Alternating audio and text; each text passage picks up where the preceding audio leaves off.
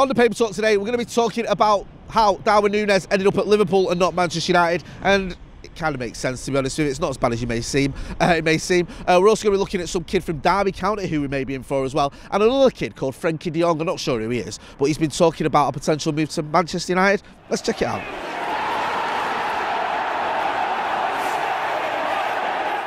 Jay here, Stretford, Paddock. This is the paper talk. As you can see, I'm outside Old Trafford where it's brisk. Is that a weather? Yeah, it is. Anyway, my parker's over there, so don't worry, I've still got it in case it starts raining. Let's get straight into it. Lots of stories doing the rounds this morning, most of them focusing on some kid called Frenkie De Jong. Yeah, you may have heard of him, so I'll get into that one in a minute. There's also some sort of reaction to the Núñez deal. I know that he's going to Liverpool, but there's been some reports of why United weren't really in for him as well, so we'll get into that and a couple of others. I'm going to start off with this story. This came from Romano over the weekend, and this is about a kid at Derby County called Malcolm Ebuwayi. Now, I've probably butchered his name, forgive me if I have. Now, he's 18, I think he turns 19 in September. He's 18 till he's 19, that's how it works. Now, apparently Crystal Palace looking at him, Monaco are in for him as well. He was at the Dutch under-15s and he went to the England under-16s. Very much a sort of a prospect.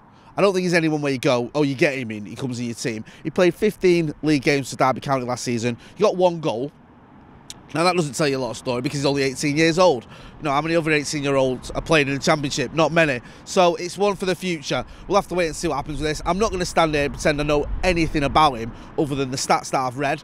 But it's one of those where you think, OK, if we get him, good young prospects. If we don't, I hadn't heard of him until this morning, so I'm not going to lose any sleep over it. But we'll wait and see what happens with that one. Gareth Southgate, he's been chatting. Remember him, the England manager. England in another mouth-watering clash over the weekend, a 0-0 I think it was with Italy. Not that I really watch England, but I saw the result. He's been asked about whether United not being in the Champions League could benefit the English United players, and he said, we've only got one with us, which is Harry Maguire, of course. They've got a lot to do to get back in the squad.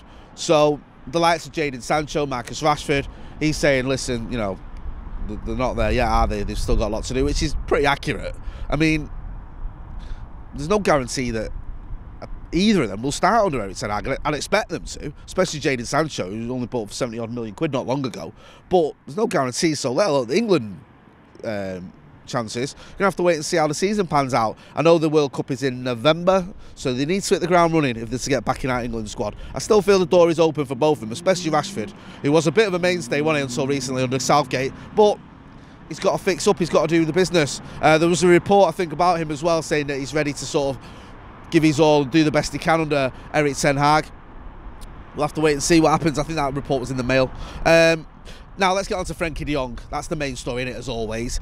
He was asked about, I like the way this is phrased as well, ESPN journalist, when he was away for Holland, asked him whether he's going from the beaches of Catalonia to the cold of Manchester, and he laughed and said, I can't say anything. Now, several things, right? Swapping the beaches of Catalonia for the cold of Manchester is an upgrade, yeah? You haven't got what we've got in Manchester, in Catalonia. Yeah, have you got that? No, exactly. Have you got the Trafford Centre? I don't think so. Have you got the Metrolink? No. Have you got the Manchester Ship Canal? No. Have you got the Irwell? No. Is that the same thing? I'm not sure. But you get my point, yeah? So let's not pretend that it's a downgrade, because it ain't. Anyway, he didn't say no, did he? He didn't say, I'm not moving. He didn't poo-poo it, if that's the right term. He just sort of laughed. It's happening, isn't it? Is it? Come on. I think it is. I'm there now. I'm fully committed to this, that this is going to happen. And if it doesn't, I will lose my mind.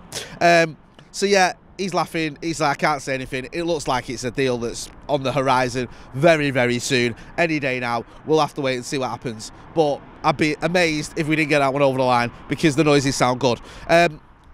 Just on another story as well. Just on another story. Is that even a segue? Anthony Martial is explaining that his United future's up in the air. This is from the Express. And it's saying here that United boss Eric Ten Hag intends to look closely at Martial in pre-season, according to reports. The French international has been tipped to leave the club in this summer's transfer window after 7 years at Old Trafford. However, it appears his future remains uncertain at the current moment in time. So, pre-season. might happen. Now, this is another story as well. This is on. Just sorry, go back to the Frenkie De Jong one.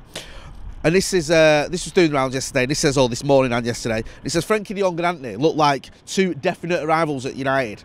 Now look where this came from, and it came from TalkSport. Alex Crook, sorry, and it's also being reported in the Sun. Now I don't listen to TalkSport and I don't read the Sun, and there's a reason for that. So maybe that story is true. Maybe we will get Antony and Frenkie De Jong, but if it does happen, I don't think it's big. I'm not going to give credit to TalkSport for breaking it, or to the Sun. I don't give credit to either of those two, really. And I'm not exactly hanging my hat on the idea that Antony is a done deal or he's going to come. I think that's more just speculation, to be honest with you. On the Darwin Núñez front, looks like Liverpool, they might have even done it by the time you watch this, are about to get that deal over the line. And there's a report here from Romano, speaking over the weekend, and he said Erik ten Hag had mentioned Darwin Núñez in his meetings, but with the United board, but he's not disappointed on missing out, because he knows spending €100 million on him risk compromising the club's strategies. He said United were in for him, but they consider him a €70 million target, not a €100 million target.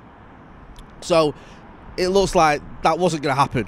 As soon as Liverpool were like, well, we'll give you €100 million, United were never going to go to that, because we know we've got around 120, 130 million pounds, as our transfer budget this summer. Maybe we can bump that up if we sell the likes of Aaron Wan-Bissaka and Anthony Martial, although according to some reports he may be given a second chance. But we weren't going to spend 100 million on Darwin Núñez, despite what some papers are saying, despite what a lot of people in Liverpool are saying, oh, we've beaten United to a signature. It's not really the case, because we just weren't willing to pay it. It's also ironic, isn't it, that Jurgen Klopp, who said that he'd be out of a job when we bought Paul Pogba for around €100 million if he was to spend that much on a player, and now he's doing it. Who'd have thunk it, eh? I'm going to leave it there. Make sure you are subscribing to the channel. Hit that subscribe button. Make sure as well you're liking and sharing the video. Check out all the other videos we've got up on the channel. We've looked at Frenkie De Jong. We've looked at Erik ten Hag. We've done all that sort of good stuff as well. Analysing the tactics, the future, what you can expect. And we've looked backwards as well. We've looked at the contract shambles that got us into this mess that we were in last season, finishing 6th. So make sure you're checking that out as well. I'm Jay. We'll be back later on with the Paddock podcast. Thanks for watching.